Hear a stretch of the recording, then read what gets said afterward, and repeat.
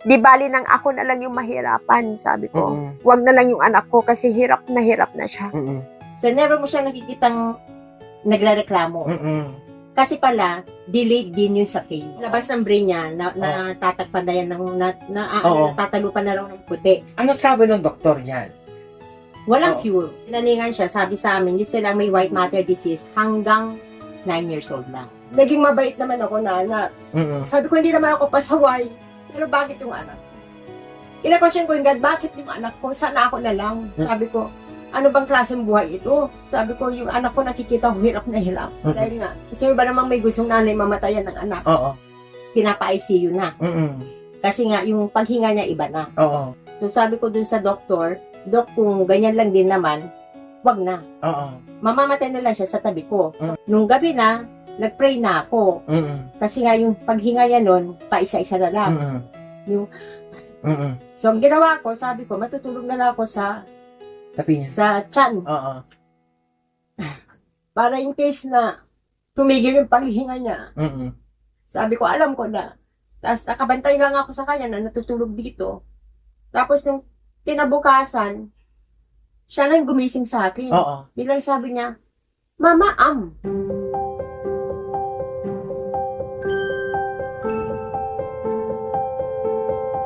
Wag na lang yung anak ko kasi hirap na siya. Mm-mm.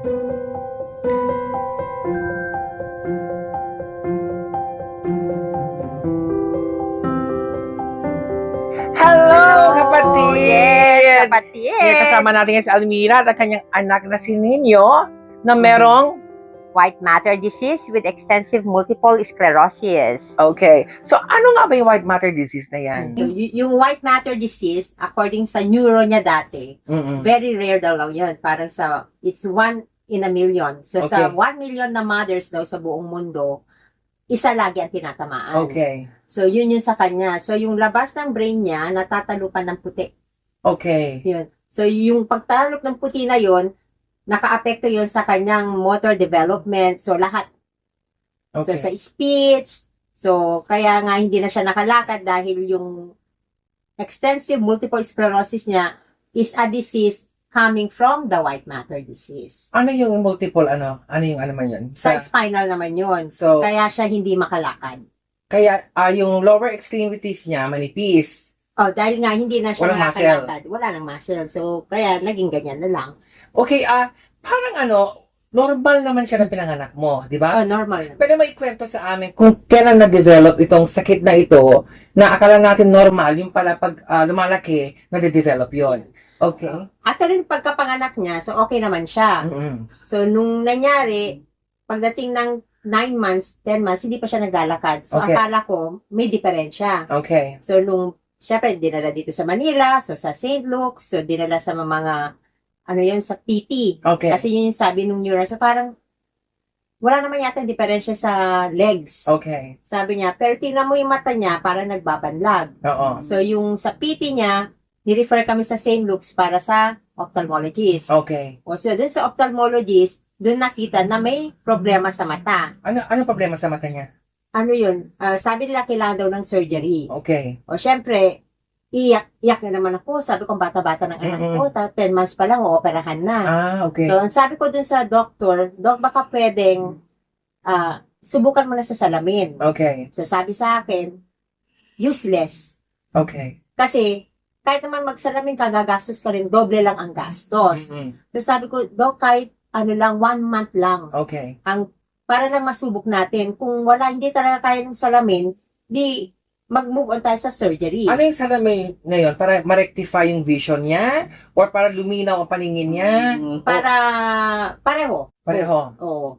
So, ang ginawa ko yan, everyday, umiiyak ako sa Blessed Sacrament. Okay. So, dasal ako na sana hindi nga maoperahan. Oo. So, after a month, pagbalik namin dun sa doktor, Mm-mm. nagulat sila, nag-improve yung some eyes niya dun sa Oh my salamin. God. So, milagro yun. o yun. Through prayers. Okay. Oh, yes. Okay. Tapos, sabi nila, paano nangyari yun? Oo. So, sabi ko, Dok, sabi ko, siguro sa dasal. Oo. Sabi ko, kasi everyday nasa blessed ako, talagang pinagpipray ko kasi napakabata pa niya para maoperahan. Okay. So, sabi nila, o sige, tuloy-tuloy na yung sa salamin. Okay. So, simula 10 months old siya hanggang sa lumaki, May salamin siya. nakasalamin. Okay. So, pagdating na nung magsi-7 na siya, kasi normal siya, nagpunta naman siya sa school kasi nakalakad na eh. So normal na. Oo. Nakakalakad na siya. Nakalakad na Kaso may siya. salamin. Oo, nakasalamin. Until 1 year old, 2 years old, 3 years Oo. old. Okay.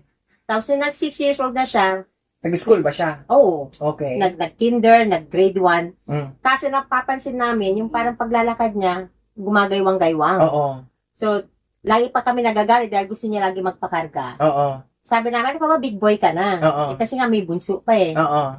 Yung pala, yung time na yun, nadidevelop na yung sa white matter Oh disease my naman God. niya. Kawawa naman. Yun. So, sabi ng doktor, alam niyo ba yung hindi niya pagkalakad, hirap na siya? In pain na pala siya. Ah, Yun. Pero hindi siya umiiyak. Hindi siya nagre-reklamo. Walang reklamo. Kasi mabait nga ito, di ba, nung Oo. bata? Mm-mm. Tinutulungan niya ako maglinis, Mm-mm. maglaba, lahat. Yun lang naman yung kaligayahan niya eh. So, never mo siya nakikitang nagre-reklamo. Mm-mm. Kasi pala, delayed din yun sa pain. Okay. So, ano lahat yan? Part lahat yun dun sa white matter niya. So, kahit mahulog siya, hindi yan iiyak. After few minutes, saka lang niya Yung pain. feel yung pain, saka pa lang siya iiyak. Delayed din ba ang kanyang yung memory? Or yung parang yung pag-iisip? Delayed din ba? Na-delay na lang nung Mm-mm. kumakalat na yung puti So, yung white matter na yan, kumakalat sa brain. sa brain. Yung Oo. labas ng brain niya, na tatakpan na yan, Oo. natatalupan na raw ng puti. Ano sabi ng doktor yan? Walang Oo. cure. Walang cure. Mm, Wala ring medicine. wala. So, ang inano sa kanya, tinaningan siya, sabi sa amin, yung sila may white matter disease hanggang 9 years old lang. 9 years old. Mm. So, Kamusta yung yung challenges na yun sa buhay mo nung sinabi siya ng doktor na hanggang 9 years old na lang ang anak mo? syempre, yung time na yun, parang iyak ka na ng iyak. Mm-mm. Sabi mo parang, bakit yung anak ko pa? Oo. Di ba parang growing up naman, sabi ko, Di, okay lang. Mm. naging mabait naman ako na Mm-mm. sabi ko, hindi naman ako pasaway, pero bakit yung anak ko? So, kinasyan ko yung God. Mm-mm. Kasi pag tuwing nahanap ko to, Naiyak dapat talagang naiiyak. Kinakasyan ko yung God, bakit yung anak ko? Sana ako na lang. Mm-mm. Tapos sabi ni Mami, hindi ka naman bibigyan ng God ng trials na hindi mo kaya. Okay. Sabi ko, ano bang klaseng buhay ito? Sabi ko, yung anak ko nakikita ko hirap na hirap. Mm-mm. Tapos sabi ni Mami, dasal lang. So, kailangan mo lang tanggapin. Eh, syempre, pag as a mother, hindi mo nga kayang tanggapin eh, dahil nga, sino ba namang may gustong nanay mamatayan ng anak? Oo. So, sabi ko yun. Tapos yung lumakas yung pananalig ko sa Diyos, yung kay Father Suarez. Oo. So, once a month, nagpupunta kami yun sa Trinoma kasi Okay. nandun siya. So, kahit saan siya magpunta, dinadala ko siya. Tapos, meron yung one time na ako naman nagkaroon ng bukol Sa sa may uterus. okay, hindi sa brain. Akala ko naman, okay. Hindi. So, nakapa yun. Mm-mm. So, nagpa-second opinion kami. So, sabi, kailangan ko ng surgery. Okay. So, sabi ko, hindi ako pwedeng ma-surgery na ganito yung kalagayan ng anak ko. So, punta kami ulit kay Father Suarez na naman. Sabi ko, tas ito, hindi kumain whole day. Mm-mm. Parang sabi na, ito, nagpa-fasting. Tapos, nandun lang kami. Sabi ko, Mami, ang gusto kong gumaling ang anak ko, Oo. hindi ako. Okay. Tapos, baka mamaya, yung hindi niya pagkain, mamaya ako naman ang gumaling. Ayoko nang ganun. Oo. So, after a week, pagkagaya na kay Father Suarez, nagpa-check up ako ulit. Mm-mm. Tapos, clear na ako, wala yung bukol. Wow. Oo. So, sabi nung doktor, ano nangyari? So, kahit ako din, parang, nagtaka, sabi ko, oh nga, ano nga pala nangyari? Mm-mm. Kasi kapang-kapa niya talaga na Yeah. ang laki na nung Mm. bukol. Pero nung nag-check siya ulit, totally wala. So, binigyan ka ng second life ni Lord. Ang mission mo is to alagaan nga si Ninyo. Yun. Di ba? Pero matanong ko, sabi mo 9 years old, nag-stop na siya ng school noon. Kailan siya nag-stop ng school? Hindi ko siya ni-stop ng school kasi nga, Paano siya? nag-stop na siya ng school nung, yung, lumala na yung kalagayan niya. Oo. Ilang taon siya noon? That was 2000, kailan 2000? Umabot pa siya ng grade 2? Sit-in na rin siya. Sit-in. Oo. Oh, okay. Mga 2010, yun yung pinaka na, Mm-mm. yun yung talagang pinakamahirap sa, di ba, na-witness mo naman yun. Oo. Yung biglang hindi na siya makakain, Mm. tapos in pain siya. Hindi rin siya makadumi, makaihi. Pero nagpasan niya yung 9. Di ba? Nalagpasan niya yung 9 kasi nga, nung naging critical siya, sabi kasi nung una ni Chief Justice, yung asawa ni Chief Yeah. Justice David, na si Tita Gigi, bakit di niyo i-offer kay Santo Niño Oo. Sa Cebu. sa Cebu? So, dinala sa Cebu, Ilang taon siya nun? Magka-10? Magna-9? hindi. Wala pa siyang, Wala pa. hindi pa siyang 9. Ah, baby Wala pang pa. 9. Oo, mga mga- 7 or Okay. 8, parang gano'n. Mm. So, dinala namin sa Cebu. Tapos, pagbalik, sabi namin, may mukha kasi, nag-prednison pinag-steroids pa ng doktor. Oo. Naglakad pa ulit, kaya Oo. namin nadala sa Cebu. Mm-mm. Pagkagaling sa Cebu, dun na, bumagsak na lahat. Hindi na ulit nakalakad. Yun yung Oo. hindi na siya makakain. As in, totally wala. Nangitim na siya. Tapos, dinala namin siya ulit sa neuro. Pinapa-ICU na. Mm-mm. Kasi nga, yung paghinga niya iba na. Oo. So, sabi ko dun sa doktor, Dok, kung ganyan lang din naman, wag na. Oo. Mamamatay na lang siya sa tabi ko. So, kaya namin siya inuwi. Okay. So, nung time na yon prayer, di ba, nag-message na ako sa lahat na please pray. Kasi Oo. nga, sabi nga ng doktor, wala na eh. Na-confine ba siya dito? Dito na lang, inuwi ko na, ayoko Oo. na eh. Okay. Kasi sabi ko, i-ICU, hindi ko makakasama ang anak ko. Oo. Kung mamamatay ang anak ko, sa tabi ko na lang. Mm-mm. So, inuwi ko siya, pero yung doktor, maya-maya, tinatawagan ako, Mm. Mrs. ibalik niyo po sa hospital. Okay. Kasi nga, critical na yung anak niyo. Mm-mm. Sabi ko, Dok, wag na po. Sabi ko, tanggap ko naman na. Oo. Kasi nga, sabi niya, hanggang 9. Oo.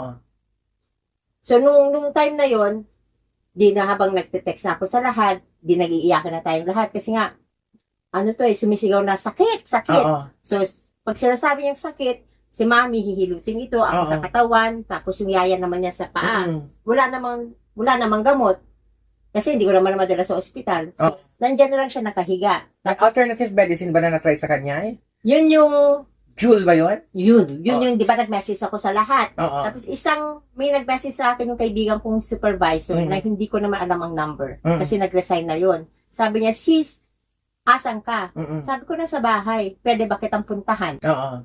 Sabi ko, okay naman. Sabi ko, pero sis, may sakit yung anak ko ha. Mm-mm. Sabi ko, nag-aagaw buhay. Sige sis. So, nung gabi, pumunta, kasama niya yung kapatid niya. Mm-mm. Tapos sabi niya, sis, baka pwede mong i-try ito. Eh, syempre sa akin, ano ba naman yan? Mamamatay na nga ako ng anak. Bebentahan mo pa ako. Oo. So, sabi naman, ito yung mga benefits. So, nung Oo. pinasa ni mami, ba't di natin i-try? Oo. Wala namang mawawala. Mm-mm. So, sabi ko, hindi na nga siya makakain, hindi makalunok. Kasi liquid yun, di ba? Liquids. Sabi ko, paano? Sabi nila, pwede naman ho sa dropper. Oo. So, sige, nung sinubukan namin, ito naman, subok ka, kahit na yung nasasabid na siya, pinipilit niya. Mm-mm. So, parang naka 2 droppers lang siya. Mm-mm. Nung gabi na, nag-pray na ako. Mm-mm. Kasi nga yung paghinga niya nun, pa-isa-isa na lang. Mm-mm. Yung, Mm-mm. so, ang ginawa ko, sabi ko, matutulog na lang ako Tapi niya. sa tiyan. Oo. Para in case na tumigil yung paghinga niya. Mm-mm. Sabi ko, alam ko na. Pero yung time na yun, give up ko na. Oo. Nagdasal ako, sabi ko, di bali na ako na mahirapan. Oo. Huwag na yung anak ko. Sabi ko, ayoko na maging selfish. Kasi dati Oo. selfish ako eh. Mm. Pero nakita kong hirap na hirap siya. Hindi ko kaya yun. Oo. Sabi ko, titiisin ko na mawalan na lang anak kasi nakikita ko siyang hirap na hirap. Oo. So yun. Tapos nakabantay lang ako sa kanya na natutulog dito.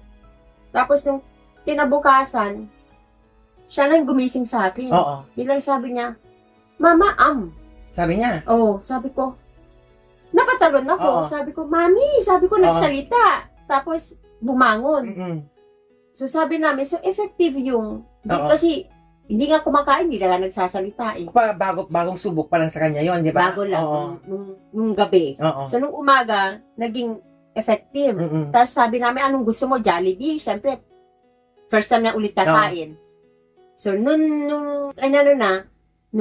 pinakain na siya, nagsidatingan na lahat ng kamag-anak Oo. ng umaga. Kasi nga, Ina-expect nila. ina-expect Wal- nila, wala na. Oo. Kasi nga, nung gabi pa lang, di ba sinabi ng Mm. critical, pa isa-isa na lang. Eh, nung nakita siyang pagdating lahat nila, asan na yung sinasabi yung naghihingalo? Oo.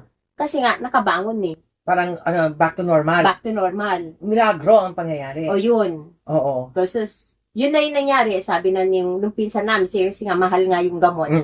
Ako na yung mag-member. Para makakuha tayo ng discount dun sa, kasi may Yes. 30%. So, nag-member si Grace para nabigyan siya ng, May discount. may discount o dun sa gamot. Yun. Tapos, nung nagpa-check up na ulit, syempre nagulat yung doktor. Sabi niya, ano nangyari? Bakit parang naging okay siya compared dun sa itsura niya na alam na mamamatay? So, sabi namin yung Jules. So, sabi naman ng doktor, bilang doktor, minsan di kami naniniwala sa alternative medicine. Pero dun sa nakita ko sa nangyari dun sa anak mo, parang convinced siya na dahil dun. Yun. Pero, hindi naman nag-stop dun yung pagamutan niya. So, ang another challenge na naman dun, sabi ng doktor, syempre, para ma-prolong. So, kailangan daw niya nung may injection na naman sila na tiga 80,000 per shot yata. Yun, sabi namin, saan kami kukuha na naman? So, yun naman yung si Tita Gigi. So, may pinakilala sila sa PCSO.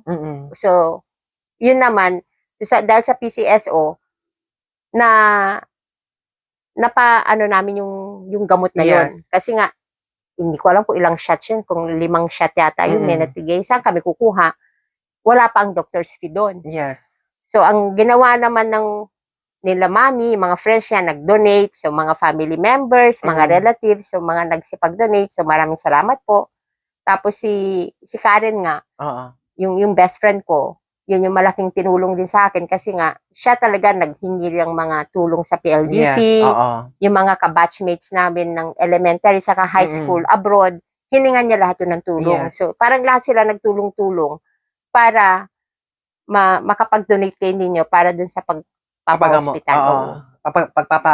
Para ma-prolong lang yung buhay niya. Actually, hindi yun pure.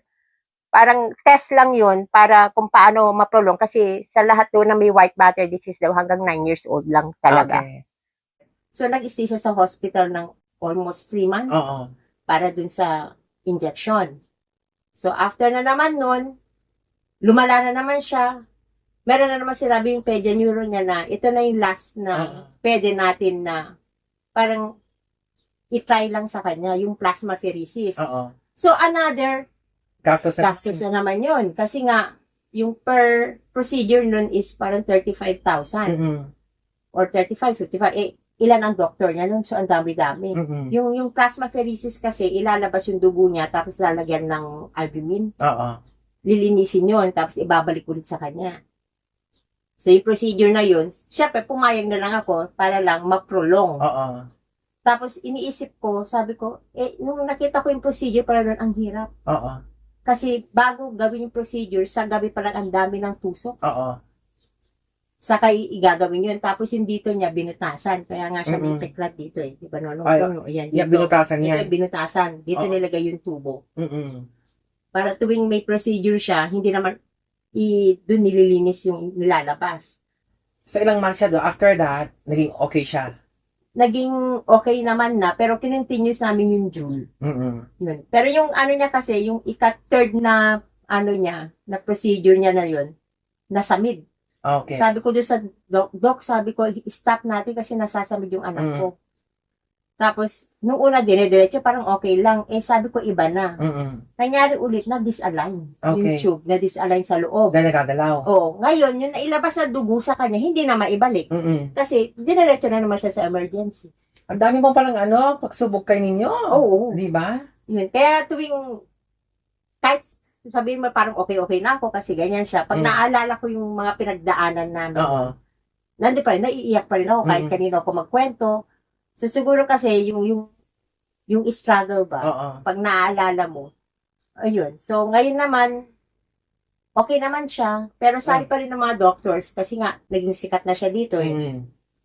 Sabi ng mga doctors, ready ka ba? Kaya sabi nila, kasi anytime, pwede pa rin siyang mawala sa'yo. Kasi pero, yun yung case niya. Ilang taon na ba siya ngayon? 24 na. 24 ka na ninyo? 24 years old? Kaya nga, sinasabi parang miracle baby siya kasi nga, pati mga neurologists na nakakakita kasi pag may white matter disease ka, usually distorted ka na yung mga nakaganyan yung Oo. kamay mo, pati yung mga paa. Pero pag nakikita, parang hindi ka na parang normal. Pero yung kamay niya, ganyan na. mm-mm. Nakaganyan na. So, hindi na siya makakain. Pero pag tinignan mo naman, normal pa rin. Pero nakakaintindi siya, di ba? Oo. Mama, papa, gano'n. Oh, Baby pag talk. is baby talk. Baby talk ang alam niya. Oo. Nag-undergo naman siya ng therapy dati. So, dinadala ko siya syempre sa government hospital. Kasi pag sa government kasi, ano yun lahat sama-sama. Oo. So, yung meron yung ibang may hydrocephalus, meron yung iba naman, yung mga iba ang cases. Siya kasi takot siya kapag iba na yung itsura. So, nanginginig yan sa takot. Oo. So, kailangan lagi nakaseparate siya. So, hindi naman pwede dahil wala namang budget. Oo. Kahit nung sabi nila, kailangan occupational therapy, speech therapy, hindi ko rin naman kaya na yung one-on-one kasi nga, mas mahal. Oo. So, gusto mo siya ilagay yung parang grupo sila, may klase. Hindi na naman niya kaya yun kasi nga, natatakot siya. Oo. Kasi wala na siyang socialization. Wala. So, diba? na-isolate na lang siya sa bahay. Tapos, kasi nga, pina-tutor. Pag nakakasakit ang tutor, kahit konting sipon, kasi mahina na nga immune system niya. So, bawal siya i-expose. Okay. So, may gamot siya ngayon? Or vitamins na lang? Vitamins na lang. Pero at least, di ba? 24 years old. Ninyo. Ang bonus mo dyan, buhay ang anak mo. Yun. Di ba? Lahat ng prayers mo, answered by God. Yun. Oo naman. Kasi dahil nga mabigat na siya, nasa 60 kilograms siya nasa 55 lang ako. So, ang struggle ko sa kanya yung pagbubuhat. Di ba nagkaroon ako ng torn ligament sa both na shoulders, pati sa knees, pati sa ankle, kasi nga, hindi ko na siya kaya buhatin. Tapos nagkaroon pa ako ng lumbar sprain. Yun. So, siguro sa prayers din naman, hanggang ngayon naman, kahit papano, sumasakit, pero nabubuhat ko pa rin naman siya. Grabe ang struggles mo. You serve as an inspiration sa mga mothers na sobrang strong, na, alam mo yung gusto mo na mag-give up, pero para sa anak mo, kahit buhay mo na lang, isasalba mo, mabuhay lang ang anak mo. Di ba? Parang lahat pala gagawin mo pagdating sa anak mo. Kahit buhay mo, isusugal mo. Minsan nga, di mo na alam kung saan ka hihingi ng tulong, pero thankful ka kasi yung mga relatives, mga families, mga friends, sila yung tumutulong, lalo na nung kailangan yung sa financial. Yes. Yun. So, grateful naman ako kasi nandyan sila may mga nagdo-donate. Kaya maraming salamat sa lahat ng mga tumulong doon sa kanya kasi nga talagang laki ng gastos namin sa hospital. Yes. At meron pa siyang kapatid yung bunso. Minsan tumutulong din naman siya sa... Siya yung nung hindi ako makabuhat nga dahil nagte-therapy ako. Siya naman yung bumubuhat nito. Kasi nga, wala Kasi kahit minsan 3 a.m., pag gusto niya mag-CR, kailangan siya buhatin. So, ganun yun sa kanya kasi hindi siya nagpapatulog. Wow. Grabe, ang ganda ng kwento ni Ninyo, di ba? Milagro ka sa family. Di ba? Napaka-inspirational ng story na yan, no? Na ano natutunan mo sa buhay na ang daming dagok na dumadaloy pero patuloy pa rin ang buhay. Wala, ang natutunan ko lang, huwag kang gumive up. Yun, na kailangan lagi dasal. Kapit ka lang lagi sa kanya kasi Diyos lang naman yung makakapagsabi kung ano yung hanggang saan ang buhay ng tao. At hindi ka naman niya bibigyan ng trials na hindi mo rin kakayanin at hindi mo rin malalagpasan. So, kailangan lang maging strong lang yung faith mo kay God. Yes. Saka huwag gumive up. Ayan. Thank you so much, Sister Mira. Napaka ganda ng iyong kwento. Tuloy ang laban sa buhay. Di ba? Yes. Ay, paalam ka na, Ninyo. Thank you so much. Okay, and sa susunod ulit na inspirational story, magbabalik tayo ulit next week. Bye-bye! Bye-bye! Ready ka na ba? Sama-sama, mga kababayan!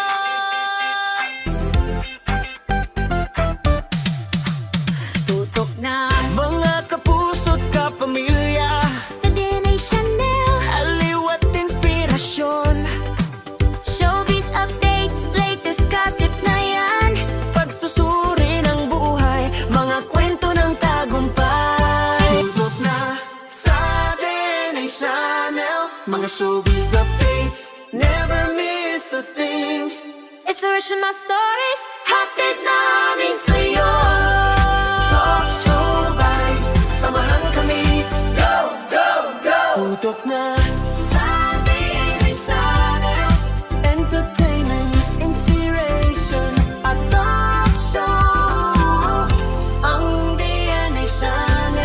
matuwang sa kwento mo.